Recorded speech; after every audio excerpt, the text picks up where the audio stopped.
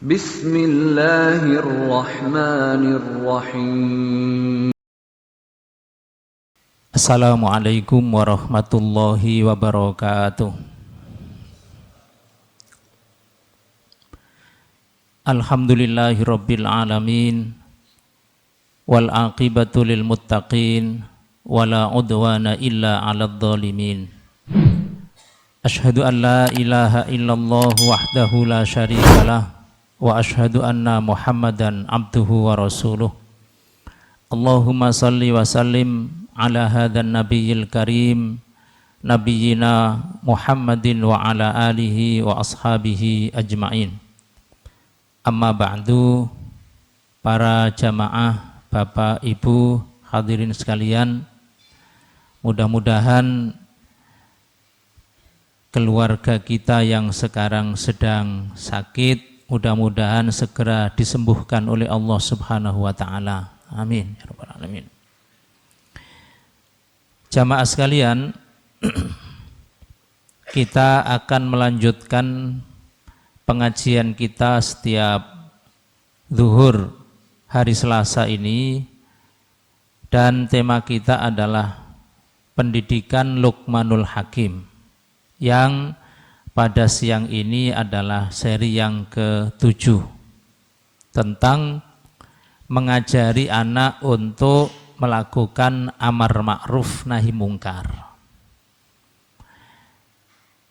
Jamaah sekalian, sejak pertama nasihat Luqman kepada anaknya, isinya adalah nasihat yang merupakan pokok-pokok ajaran Islam.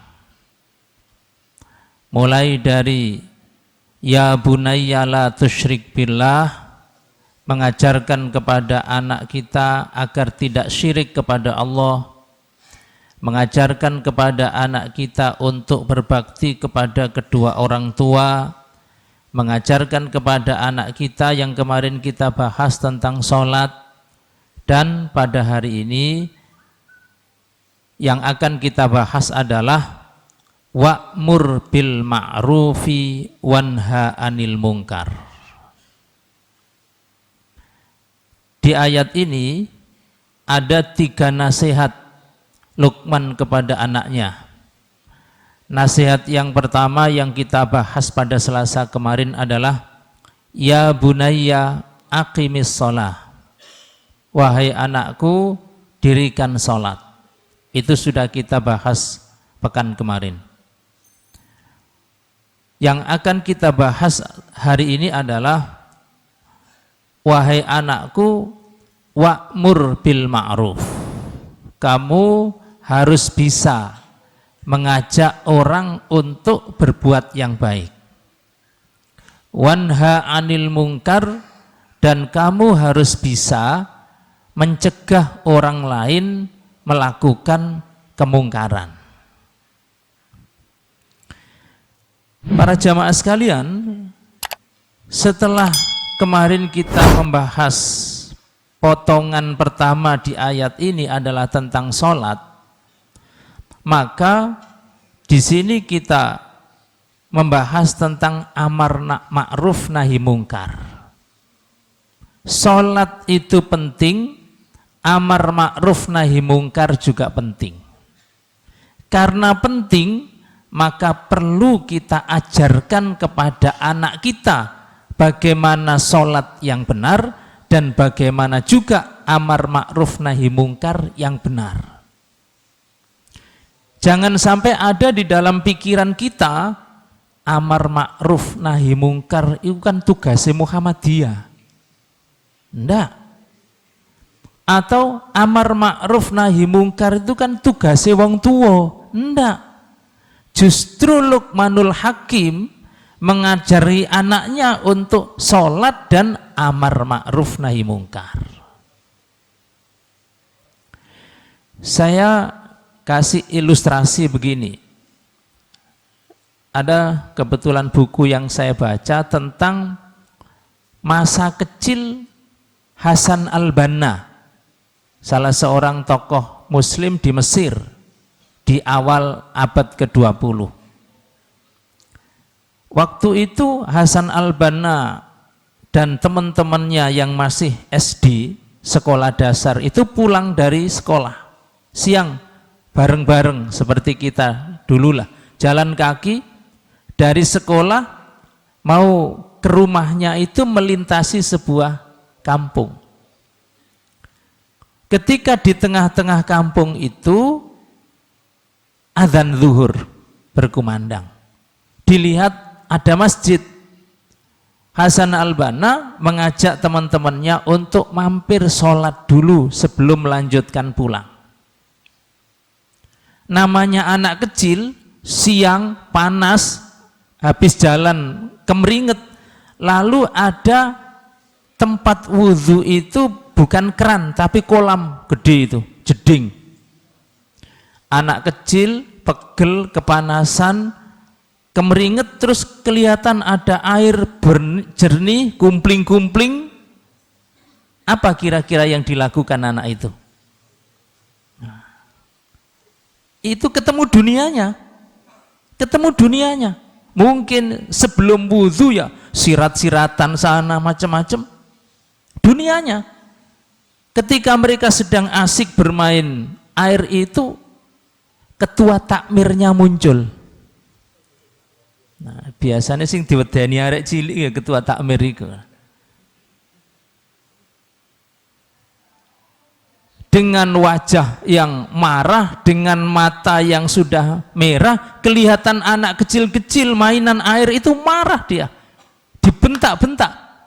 Gak usah na masjid, buyar, mulai. Begitu. Namanya anak kecil dibentak takmir, bubar. Pulang, tidak jadi sholat. Kecuali satu, Hasan al-Banna ini. Dia tetap wudhu dengan baik, kemudian ikut sholat berjamaah. Setelah sholat zuhur selesai, beliau mengeluarkan, Hasan al-Banna kecil mengeluarkan secari kertas, terus ditulis ayat di dalam surat Al-Kahfi. Wasbir nafsaka, kamu harus bersabar.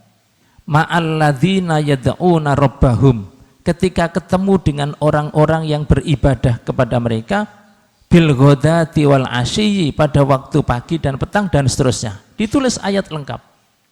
Artinya anak kecil ini kepingin nasihati ketua takmir ku piye carane. Mau menasihati ya ndak berani. Akhirnya ketemulah cara, ditulis ayat yang menyuruh orang bersabar terhadap orang-orang lain yang sedang beribadah. Dilipat, kemudian dikasihkan Pak Ketua Takmir tadi. Mbah, niki mbah bok menawi jenengan gada wakdal jenengan waos, kasihkan. Terus pulang. Nampaknya Ketua Takmir karena orang Mesir ya, orang Arab, ya paham ayat ini apa maksudnya. Ayat ini menasihati saya supaya lain kali mbok yo sing sabar ngadepi cah cilik-cilik sholat.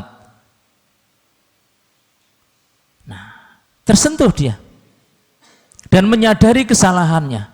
Datang hari berikutnya sama, pulang sekolah zuhur, pas di situ adzan. Nah, kalau kemarin dibentak, sekarang itu ketua takmirnya sudah berdiri di depan masjidnya. Apa? Anak-anak kecil itu disambut. Ayo masuk sini entek no banyune gak apa-apa. Nah, saya tidak ingin mengomentari ketua takmirnya. Memang ada yang begitu itu, potongan ketua takmir begitu itu ada. Tapi tidak di sini kayaknya ada. Tapi bagaimana anak sekecil itu ketika sudah dididik oleh orang tuanya seperti nasihat Luqman, wa'mur bil ma'ruf wanha 'anil munkar, sudah bisa mengingatkan orang lain, itu bisa. Tentu caranya juga diajari. Sudah bisa. Jadi amar ma'ruf nahi mungkar itu bukan tugasnya Muhammadiyah, bukan tugasnya orang tua, siapa saja punya tugas itu. Kalau ada kebaikan, kita ajak orang lain melakukan. Kalau ada keburukan, kita suruh orang lain meninggalkan, itu kewajiban. Nah ini hal amar ma'ruf nahi mungkar itu penting. Makanya anak kita juga perlu kita ajari itu. Hadis ini tidak ada terjemahannya, jadi saya terangkan aja. Menceritakan tentang kenapa Bani Israel itu bejat seperti itu. Sudah rusak akhlaknya, dilaknat oleh Allah. Kenapa? Di sini dikisahkan. Pertama, kalau ada satu orang Bani Israel itu melakukan kesalahan, lalu ketemu orang lain, diingatkan, ya hadza ittaqillah, mas ojo ngono, wadak matasna, tinggalkan apa yang kamu kerjakan. Jadi ada satu orang berbuat salah, ketemu dengan orang lain, dinasihati otomatis, cak ojo rokokan. Ada yang nasihati. Racun niku sing kon sedot iku racun. Ada yang nasihati.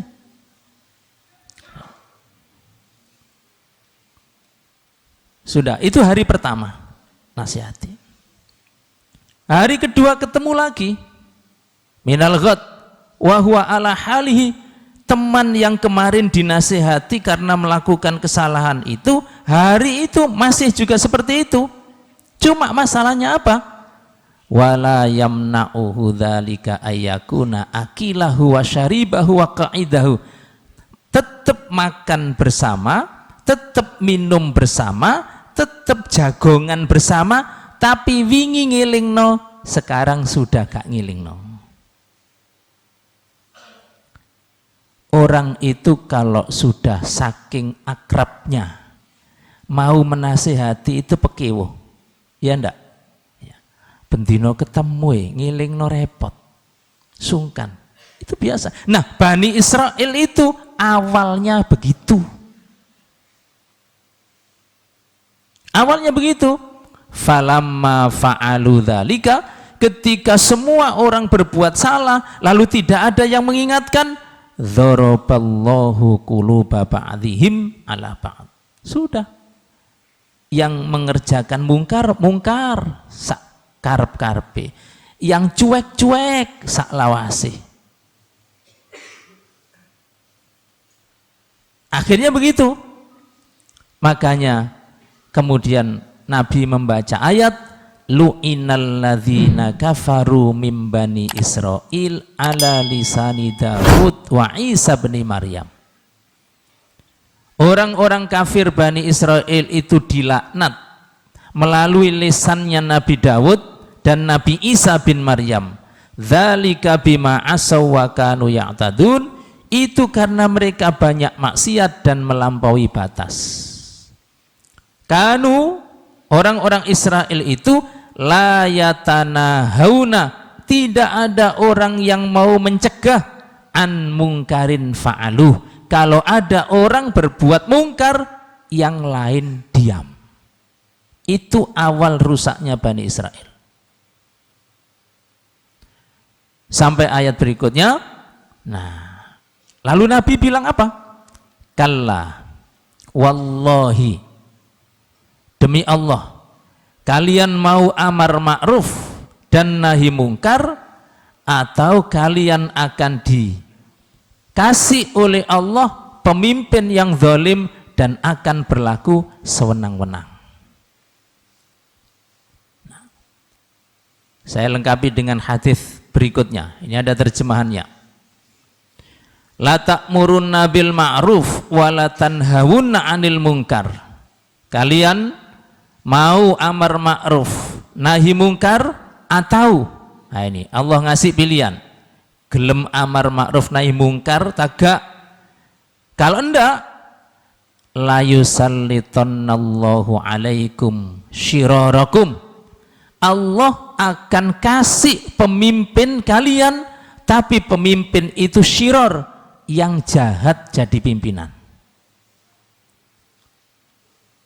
Ini balasan. Banyak orang pinter, tapi yang bodoh jadi pimpinan. Banyak orang adil, tapi yang zalim jadi pimpinan. Ini akibat buruk. Kalau sudah begitu, tsumma yad'u khiyarukum, lalu orang-orang baik berdoa, fala yustajaba lakum, tapi tidak ada yang diijabahi. Jadi dua, Bapak Ibu sekalian, akibat buruk dari kita meninggalkan amar ma'ruf nahi mungkar itu adalah satu, Allah akan uji kita, beri kita ujian apa? Yang jadi pemimpin adalah yang paling bodoh. Ini ujian. Yang kedua, banyak ulama berdoa tapi tidak ada yang diijabahi. Ini juga ujian. Akibat dari apa? Ditinggalkannya amar ma'ruf nahi mungkar. Karena itu sejak kecil kita tanamkan kepada anak-anak kita di antara teman-temannya. Kalau ada temannya yang salah, kita ajari dia mengingatkan. Kalau ada temannya yang bagus, kita ajari dia untuk mendukung. Gek cilik jarno po, enggak bisa begitu. Nabi kondangan bersama beberapa orang sahabat. Ada sahabat yang ngajak anak kecil, anaknya diajak. Namanya juga anak kecil, ini makanan macam-macam banyak. Anak kecil ini menjulurkan tangan kirinya, ngambil makanan itu. Apakah Nabi diam? Enggak. Kau popo arek cilik. Enggak begitu. Ya mumpung gek cilik. Apa kata Nabi? Ya gulam, nak, samillah. Bismillah disi. Wakul biyaminik. Kalau makan pakai tangan kanan. Wakul mimma yalik, dan kalau ngambil, ambil yang dekat-dekat dulu. Jangan langsung yang tengah. Anak sekecil itu dikasih nasihat oleh Nabi 3 materi langsung. Bismillah, tangan kanan, ambil yang terdekat. Mumpung masih kecil, kita cegah. Sebab kalau sudah gede, sopo sing wani ngandani. Apa ada penjual soto waktu menghidangkan soto, ojo lali bismillah kak ya? Nggak ada. Atau ketika makan soto, sendoke tangan tengen kerupuke. Tangan apa? Tangan kiwo. Apa ada penjual soto yang mengingatkan, le kak, tangan tengen kak? Nggak ada. Nggak ada. Makanya Nabi sejak kecil itu justru harus dicegah. Kalau ngambil yang dekat, makanya sekarang ada meja putar itu ya. Tadi iso marek kabeh, semua ado-ado diparekno. Itu meja sunnah itu ya begitu. Jadi justru sejak kecil itulah maka kita ajari. Karena kecil itu bisa mengubah dan gampang dirubah. Kalau sudah gede, sulit diubah. Makanya itu Hasan dan Husain itu pernah, ini kan cucu Nabi, masih kecil, pernah wudhu, melihat ada orang tua wudhu juga di sebelahnya, tapi keliru. Hasan tahu itu keliru, wong Hasan yang ngajari mbahnya Rasulullah Sallallahu Alaihi Wasallam. Nah, Hasan Husain ini kepingin mengingatkan orang tua itu, piye carane? Angel ngandani wong tua iku angel anjane. Apa maneh arek cilik sing ngandani? Hasan dan Husain bilang kepada orang tua itu, "Paman, saya sama adik saya ini mau lomba wudhu. Nah, jenengan jurine, purun. Oh seneng. Ini cara ya. Tujuannya adalah mengingatkan orang tua itu supaya sadar kalau wudhunya salah. Nah sekarang cara itu penting. Paman, saya sama adik saya mau lomba wudhu. Lah jurinya jenengan, purun jenengan. Oh gelem, ayo. Itu seneng. Orang tua ini memperhatikan satu persatu. Hasan wudhu diperhatikan serius bener. Setelah itu Husain wudhu diperhatikan benar serius. Setelah Hasan dan Husain wudhu, tanya, Paman, siapakah di antara kami berdua ini yang wudhunya paling benar? Kata Paman, Hasan wudhumu bagus, Husain wudhumu juga bagus. Sing salah lagi Pak D nak panjenengan. Nah, sing salah lagi Paman. Nah, bagaimana kita tanamkan kepada anak kita sejak kecil, nek ono barang gak tepak iku iso ngandani, dan dengan cara yang sebaik-baiknya, dan itu kita latih sejak kecil. Makanya Luqman menasihati anaknya, wa'mur bil ma'rufi wanha 'anil munkar. Mudah-mudahan anak-anak kita bisa menjadi orang yang selalu bisa amar ma'ruf nahi mungkar. Amin. Dengan cara yang baik dan nanti pada zamannya. Sekarang mungkin anak kecil menasihati kita angel, tapi nanti anak kita hidup pada zamannya yang berbeda dengan kita. Mungkin cara menasihatinya lewat status Facebook, postingan di Instagram, itu dunianya tidak apa-apa, bukan dunia kita itu. Baik, sebelum ditutup ada yang bertanya? Cukup. Para jamaah sekalian, demikian yang bisa saya sampaikan. Intinya adalah bahwa sejak kecil kita ajarkan, kita beri contoh anak-anak kita untuk bisa melakukan amar ma'ruf nahi mungkar. Tidak usah yang tinggi-tinggi, yang besar-besar, menasihati temannya sendiri, mengingatkan temannya sendiri. Ini bagian dari latihan. Aku qauli hadza wa astaghfirullah li wa lakum. Wassalamualaikum warahmatullahi wabarakatuh.